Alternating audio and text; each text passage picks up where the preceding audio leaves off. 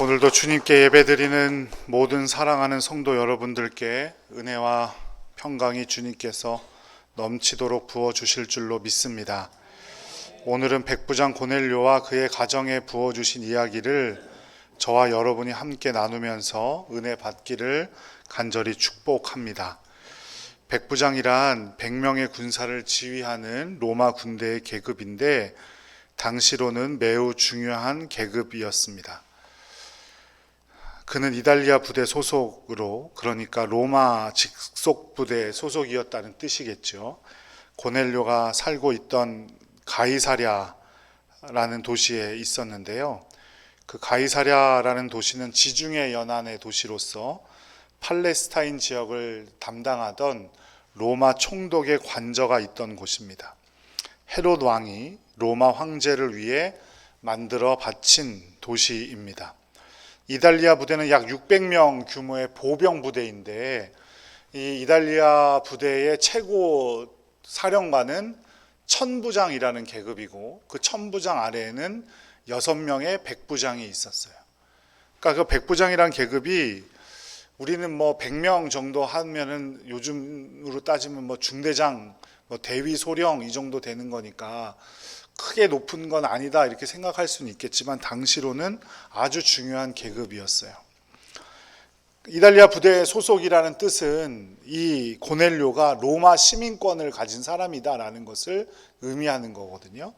로마 시민권에는 엄청난 권리가 있다는 사실을 우리는 사도 바울을 통해서 알 수가 있죠.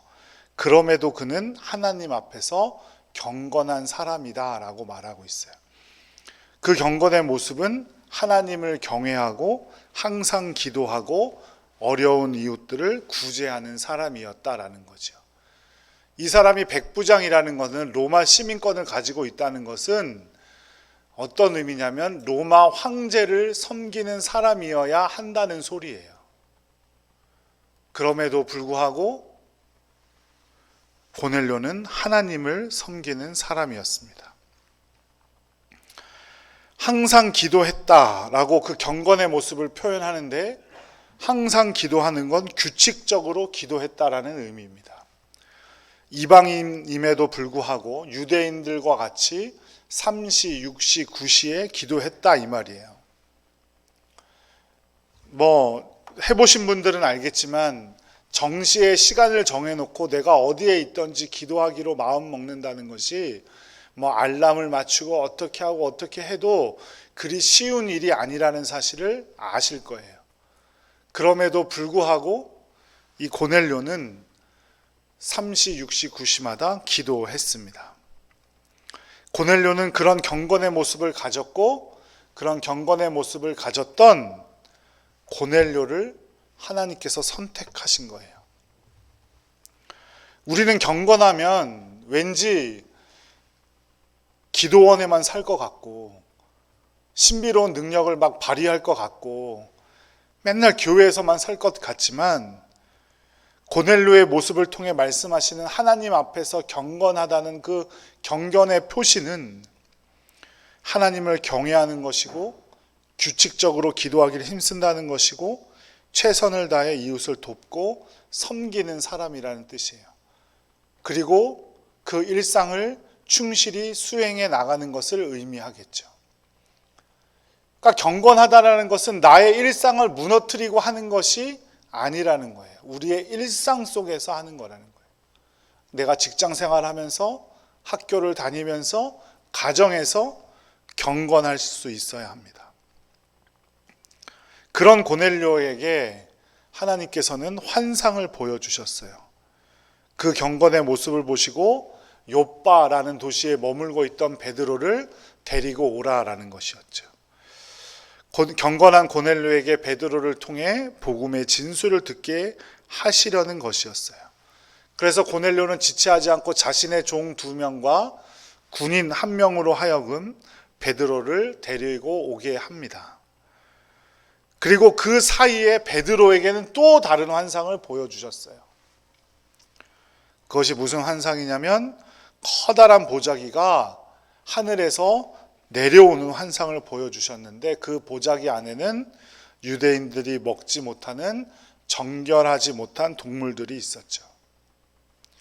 그리고 하나님은 그것들을 잡아 먹으라고 말씀하셨어요. 베드로는 1차 거절했죠.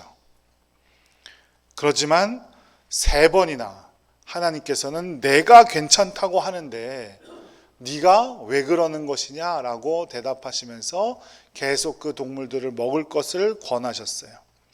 베드로는 모세의 율법이 가르친 정결에 관한 법을 알고 있었기 때문에 매우 혼란스러웠을 거예요. 하지만 하나님께서는 계속 말씀하셨어요. 그때 고넬료가 보낸 3사람이 베드로의 집에 도착하게 됩니다. 하나님께서는 왜 그런 부정한 동물을 보여주시면서 먹으라고 하셨을까요? 이방인들도 구원받을 자격이 있다는 사실을 보여주기 위해서였어요. 베드로는 이방인들의 이야기를 듣고 함께 고넬료의 집으로 가게 되는데 하나님은 미리 이들의 방문을 알려주신 거예요. 하나님은 우리에게 하나님의 사역을 명령하시고 우리를 방치하지 않으십니다. 우리보다 먼저 가셔서 영혼들을 준비시키세요. 베드로는 자신을 찾아온 사람들을 만났고 그 사연과 고넬료에게 환상을 통해서 나타난 천사 이야기를 전했습니다. 바로 그 다음날 베드로는 고넬료의 집이 있는 가이사랴로 향했죠. 도착한 고넬료의 집에는 고넬료가 초대한 친척과 친구들이 있었습니다. 고넬료는 베드로에게 엎드려 존경을 표했지만 베드로는 자신은 인간에 불과할 뿐이고 그런 존경을 받을 만한 사람이 되지 못한다고 말하며 고넬료를 일으켜 세웠어요. 여기까지 너무나 쉽게 흘러온 것 같지만 당시 베드로의 입장에서 보면 전혀 해서는 안 될 일을 하고 있는 거예요. 유대인들은 이방인의 집에 들어가면 됐을까요? 안 됐을까요? 안 됐어요. 식사도 같이 하면 안 됐어요. 말도 해서는 안 됐어요. 베드로가 그 전통을 깨고 이방인의 집에 들어가는 것조차 얼마나 힘든 결정이었다는 것을 알아야 합니다. 베드로는 하나님께 순종하기 위해서 자기가 목숨처럼 지키고 있던 전통과 생활의 습관을 깨버린 거예요. 우리도 어떤 특정한 전통 안에서 성장했죠. 우리나라가 가지고 있는 전통, 우리 가정이 가지고 있던 전통, 그 전통을 가지고 여기까지 자라왔죠. 그 전통 때문에 전 세계적으로 보자면 살인을 저지르기도 하고요. 전쟁을 하는 사람을 우리는 쉽게 볼 수 있어요. 지금 이스라엘 팔레스타인 전쟁 다 그런 이유 때문에 전쟁하고 있는 거예요. 이슬람 교회 영향권 아래에 있는 나라들에서 벌어지는 명예살인들 이런 거 다 전통을 지키기 위해서 하는 거죠. 베드로도 전통 때문에 그 율법 때문에 이방인의 집에 들어가는 것을 거절할 수도 있었을 거예요. 하지만 베드로는 그 전통과 어떠한 것보다 내 삶의 어떠한 중요한 것보다 하나님의 말씀에 순종했던 겁니다. 그래서 고넬료의 집에 들어가게 된 거예요. 주님은 이방인의 집안에서도 상상하지 못할 일을 준비하시고 베드로의 순종을 요구하신 겁니다. 우리도 오늘 놀라운 은혜의 잔치, 말씀의 잔치를 기다리고 있습니다. 분명히 여러분을 방해하고 있는 어떠한 것들이 있을 겁니다. 가족, 일터, 나의 게으름 등등등등. 이 가을 부흥회가 여러분 앞에 기회와 축복의 길이라는 사실을 꼭 믿으시고 여러분이 가지고 있는 그 어려움들, 상황들을 뛰어넘는 복된 성도님들 되시기를 간절히 축복합니다. 여러분을 방해하는 그것들을 장애물들을 뛰어넘어서 하나님께 엎드릴 때 주님께서 부어주시는 놀라운 은혜가 여러분과 여러분의 가정 그리고 우리 교회에 놀랍도록 부어주실 줄로 믿습니다. 베드로는 고넬료의 집에 도착해서 고넬료가 초대한 친척과 친구들을 앞에 두고 예수 그리스도를 통해 구원의 역사에 대한 말씀을 전했습니다. 그동안 베드로는 역시 유대인들만 해당한다고 들었을 텐데 하나님께서 명령하셨으니 가서 이방인들에게도 그 말씀을 전했습니다. 그리고 이전에도 많은 일들을 통해서 구원은 모든 민족에게 임하는 것임을 깨닫게 하셨고 하나님께서는 모든 민족을 구원하시기를 원하신다는 사실을 깨달았어요. 사도행전 10장 35절 말씀을 함께 읽어보도록 하겠습니다. 시작. 각 나라 중 하나님을 경외하며 의를 행하는 사람은 다 받으시는 줄 깨달았도다. 하나님을 경외하며 의를 행하는 사람은 어떠한 사람도 구원에서 차별되는 사람이 없습니다. 그 귀한 깨달음을 가지고 베드로가 전한 말씀을 요약해 보자면 우리가 알고 있는 거예요. 모르는 것이 아니었어요. 고넬료가 경건한 사람이었다면 이 사실을 모를 리가 없었어요.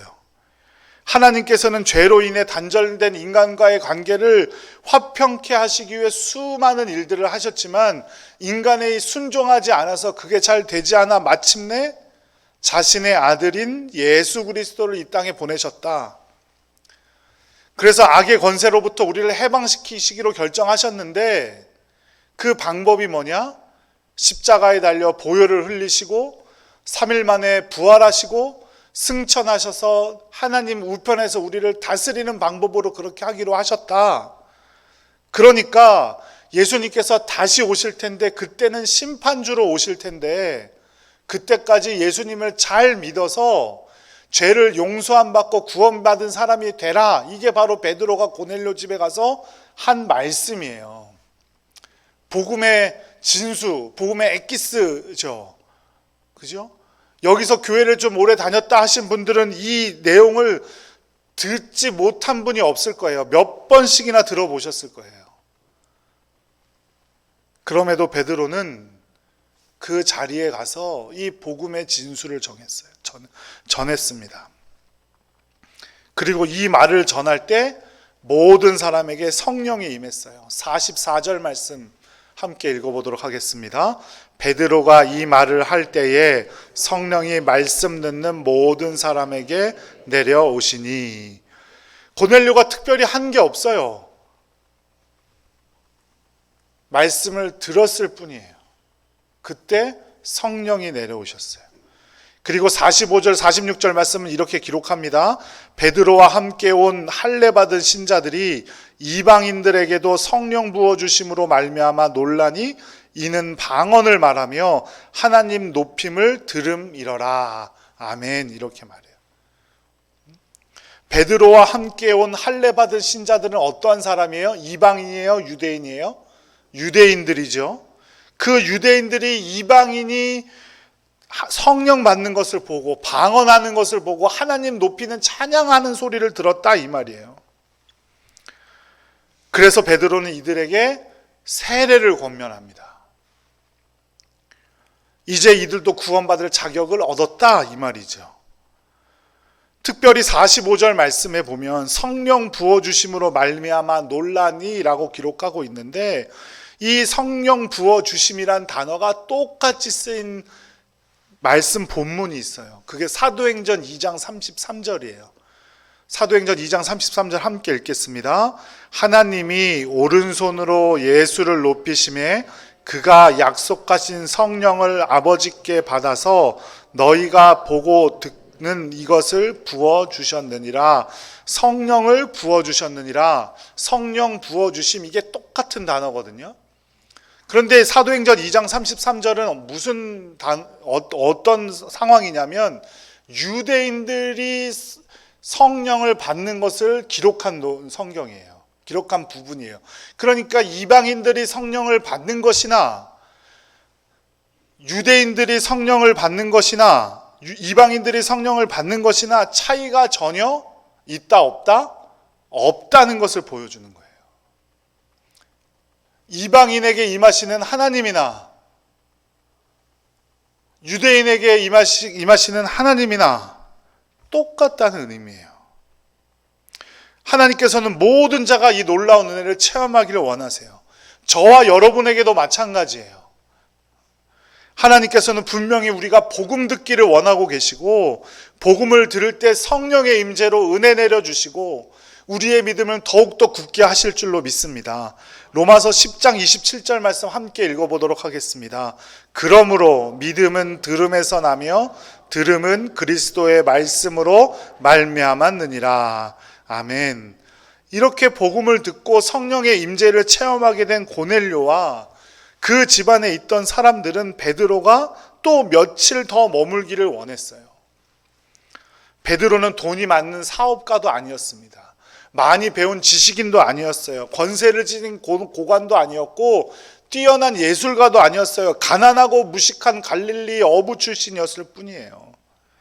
그런데도 고넬료 일행은 베드로에게 며칠씩이나 더 머물 것을 간청했어요.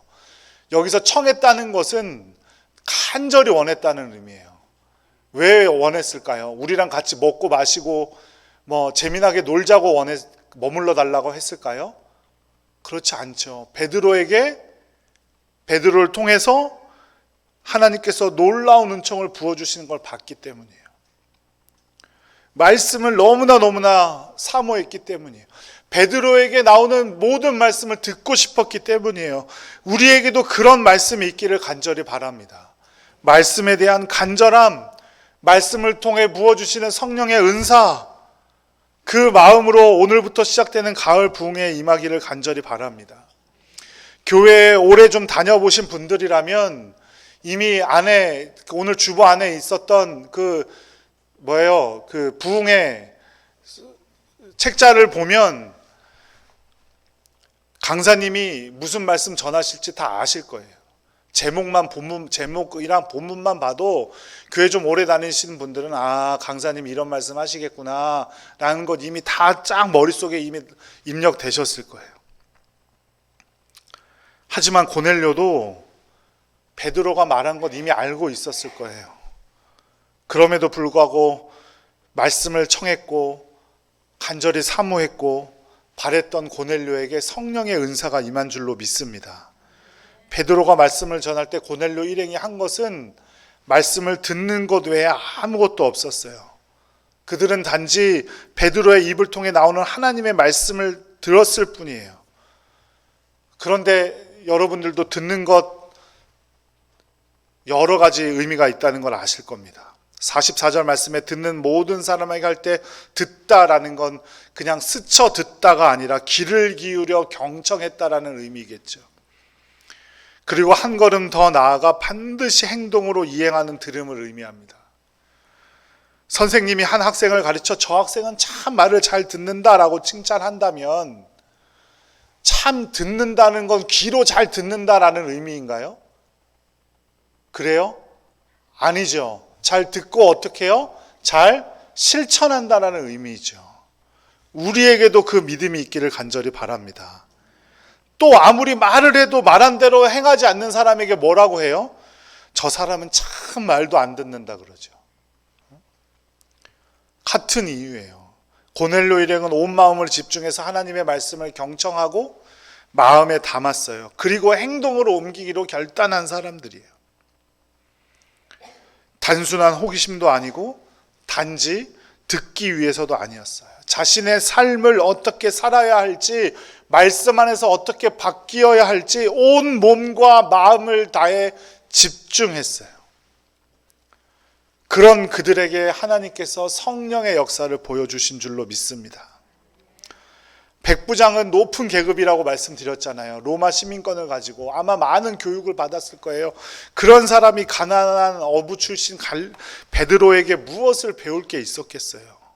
하지만 고넬료는 하나님의 말씀 한마디도 놓침없이 다 들으려 했고 마음에 담으려 했고 실천하려고 했고 그렇게 겸손한 마음의 소유자였습니다. 그런 사람에게 하나님께서는 성령을 내려주신 거예요. 마태복음 23장 26절 말씀 함께 읽어보겠습니다. 눈먼 바리새인이여 너는 먼저 안을 깨끗이 하라. 그리하면 겉도 깨끗하리라. 아멘. 예수님께서 바리새인들에게 하신 말씀이에요. 마음이 교만해요. 하나님의 말씀을 도무지 들으려고 하지 않아요. 하나님의 말씀 없어도 나는 잘 살 수 있다고 생각하는 사람들이에요. 그 바리새인을 향한 예수님의 일침이었어요. 그런 사람들에게는 하나님의 영이 임할 수가 없습니다. 내가 낮고 겸손한 마음으로 하나님의 말씀에 귀를 기울이고 그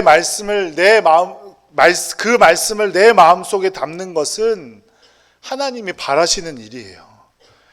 오직 말씀 안에서만 우리를 그리스도인답게 인도해 주시는 성령님과 우리 자신을 이어주는 그 심령의 마음의 문을 열 수 있다는 사실을 꼭 기억하시기 바랍니다. 지금도 성령님은 우리의 마음의 문을 두드리고 계세요. 그 문을 열지 말지는 여러분에게 달려있는 거예요. 아주 유명한 그림 있죠? 금발에 아주 멋지게 생긴 예수님이 문을 이렇게 두드리고 계시는 그림 아실 거예요. 그 문을 보세요. 그 문을 보시면 예수님 쪽으로는 문고리가 없어요. 그 문은 그러니까 어디에서만 열 수 있다는 거예요? 안에서만 열 수 있다는 거예요.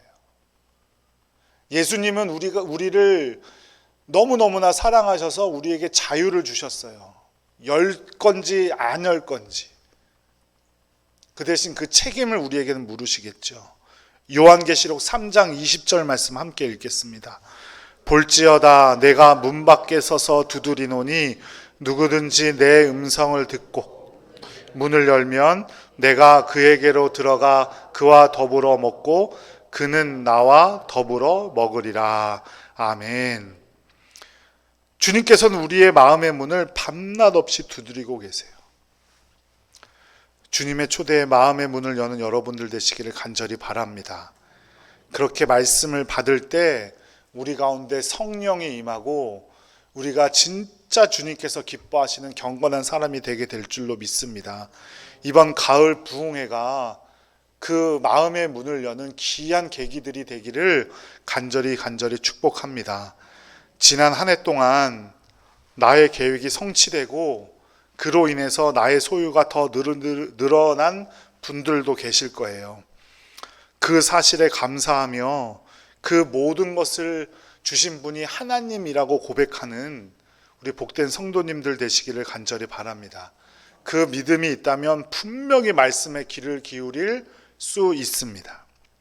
또 그 반대로 모든 계획이 무산되고 소유가 줄어들고 건강도 안 좋아지고 나쁜 일들만 겹친 분들도 계실 거예요. 하지만 그 어려움들을 통해서 내가 하나님의 말씀에 더 귀를 기울이고 무릎 꿇어 기도하는 계기가 되었다면 우리의 삶은 절대로 실패가 아니라 오히려 전화위복의 계기가 될 줄로 믿습니다. 사랑하는 여러분, 우리 모두에게 이미 하나님께서 매주 또 매일 말씀을 주고 계세요. 그 말씀 듣기를 사모하며 겸손한 마음으로 주님을 향해 마음의 문을 활짝 여는 복된 성도님들 되시기를 간절히 축복합니다. 또한 오늘 저녁 시간부터 시작되는 가을 부흥의 시간들을 통해서 주시려는 말씀도 분명히 있을 거예요. 그 말씀을 향해서도 마음의 문을 여는 복된 성도님들 되시기를 간절히 축복합니다. 말씀을 사모하는 복된 성도님들, 그로 인해 성령의 임재를 누리고 주님께서 주시는 놀라운 것들을 누리는 복된 우리 동산교회 모든 권속들 되시기를 간절히 축복합니다. 기도하겠습니다.